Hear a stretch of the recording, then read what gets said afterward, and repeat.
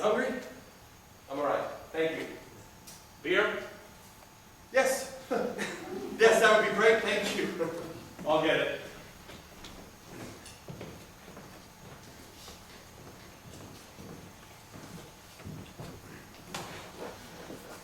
So how long have you been moving? About a month and a half. You know, I've been stopping here and stopping there, but mainly I've just been going. How about you? I've been here about a week. I'm from Baltimore. I left 11 weeks ago. I was in Wilmington for a while, until about a month ago, and then I was really on the move for just about 3 weeks. I got here about 4 days ago, and I was in New York. Then at my mother-in-law's cabin in the Catskills, but I had to get out of there about a few weeks ago. I live here, or I lived here. Well, no, I live here, right over there. Stream cool. Nice, thank you. Pleasure. You came down Stanford on 95?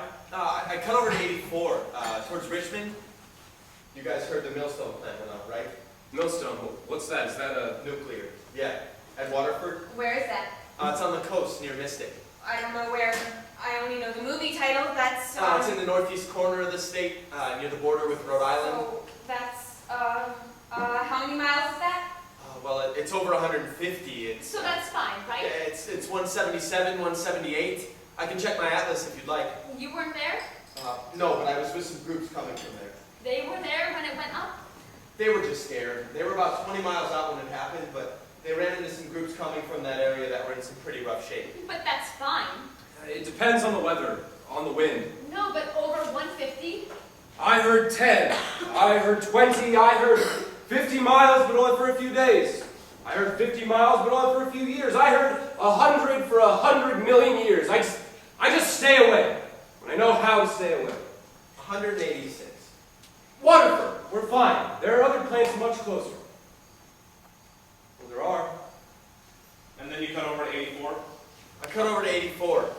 There are barricades from just east of Hartford until, well, I don't really know where. I cut the whole scene a really wide berth. I heard the Pennsylvania. I heard that all of Pennsylvania.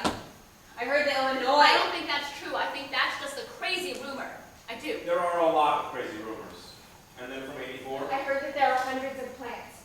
Hundreds of them. I didn't even know that. No, that's definitely not true. Plants all over. Plants, you don't even know where they are. There are so many. There's like a dozen. At the most in the whole country. At the most, like a dozen. 20 at the most. I heard hundreds. The plants are in the eastern part, mainly. It's not like it was sudden. There were weeks and weeks and weeks where it was pretty clear. They had weeks and weeks and weeks to plan for this. Well, yeah, but I think there was a lot of pressure, though, you know, to like keep the plants going, to keep the grid up, and they were so worried about the grid going down and everyone freaking out. You know, on the news, there was this guy saying that in a lot of places they just didn't have the personnel. You know, you can't just shut these down and walk away. You have to have people. You know, hundreds of trained people to meticulously stow away the material. And they may have waited too long until those people got sick. I didn't see this. When was this? It was local.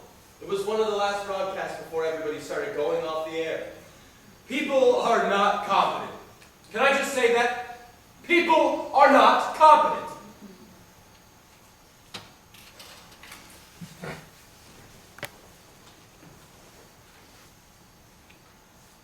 I met this guy at the Walmart.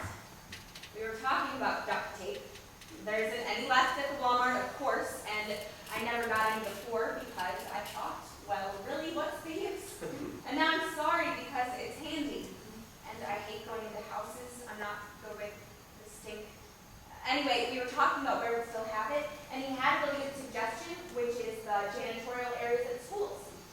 Anyway, we were talking about duct tape, and he said he had a cousin who worked at a nuclear power plant, Oyster Creek. It's near Asbury Park.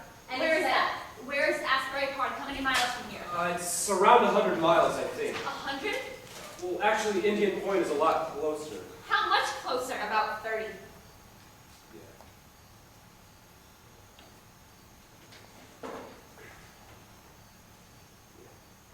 What did he say? The guy? You ran into him at the Walmart and he said, He said that what happens is when the plant operators take the plant offline, that the cooling pools, which is where Yeah. that the whole system continues to operate, and the radioactivity, the rods are fine, basically, for as long as there's electrical power to the plant. They just sit there, it's fine.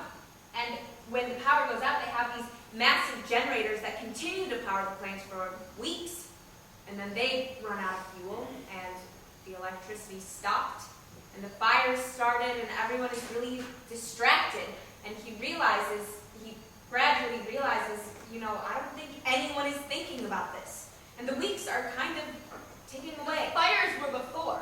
The fires? No, the fires were after. The fires started before the grid went down. The big fires, the crazy explosions, those were after. Not where I was. It depended on where you were. Hey, hey. Well, yeah, I'm just... All right. Before, after, before, I'm sorry. He realizes no one is thinking about it? Yeah, he's thinking about it. So he decides, okay, so it's on me. So he formulates this plan where he's going to go to the plant, he's going to stock up on fuel and find the generator shed, and he says the shed's going to be locked because when people are panicking, they aren't thinking, they just lock it. We're going to have to break it open. I'll bring a crowbar, I'll pry the fuck out of it, I'll bust it open, and that's what I'll do, right? For months, that will be my task. This is what I will dedicate myself to refueling those massive generators until they break down, because stuff always breaks down. But at that point, I guess at that point it's different. The radioactivity has settled, or the worst of it has bubbled away. He was excited. It wasn't clear. It's still radioactive. It's still just as radioactive for like 100,000 years afterwards. It's still just as radioactive. Yes, but I think he thought the gases wouldn't build up or whatever. There wouldn't be this issue of explosions or plumes anyway. But he knew what he was talking about, right? He knew. Yeah, but did he? His cousin worked at the guard box at the gate. Well, I mean, he had these terms, and what he told me was he had gone to do it. He was living 15 miles from the plant. He walks. It takes him a day and a half because, well, anyway, he walks it. He gets there. He's at this gas station a mile from the main entrance. It's an utterly gorgeous day. He's siphoning off one of the tanks. He has containers. He has a dolly, or what are those, where it's like two planks like this on wheels, and there's usually strips of carpeting on it. Yeah, that's a dolly. Okay, yes, so he has a dolly. He's got the containers of gasoline. He's determined. He's set. He's ready to go, and he has a flash, like a very vivid, just like how you picture something, awakening fantasy. And he can see himself at the front gate of the plant. And there's the reactor A right above him. But he doesn't look at it.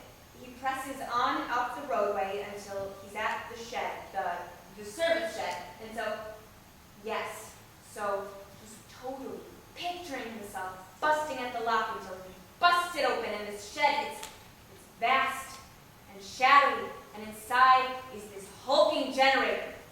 And he's maneuvering the dolly inside when he realizes there's no noise in the shed. All these big machines, and it's so quiet. He lowers the dolly, he steps inside. There's the generator. He touches it, it's cold, dead, it's too late. And his heart is pounding, and he gets a flutter in his stomach, and he thinks, what is this? Is this adrenaline? And then he thinks, probably not. And this ache started up in his head. Wait, this is how you know? Is this the first headache? This is just what he said. He's got the ache and the stomach, and he leaves the shed, and there's the reactor right there, half in the sunlight, and now he gets the first wave of nausea, and he realizes he's shitting his pants. And this is weird. He doesn't want the reactor to get to watch him die. And so he starts off back down the road, and he thinks, all I want to do is get around that curve up there just so I'm out of sight. Feet's just carrying me that far. Feet, don't fail me now. And this is the point where he snaps at it. This is the end of his vision. He's still standing at the gas station with his containers and his dolly, and he looks up the roadway leading to the plant and he knows he can't do it. He drops the siphon and just walks away. He said not knowing, that's the problem. He said, I think I can handle anything if I know what it is. I can't manage the dread. And then we talked about duct tape. I boxed it. You're welcome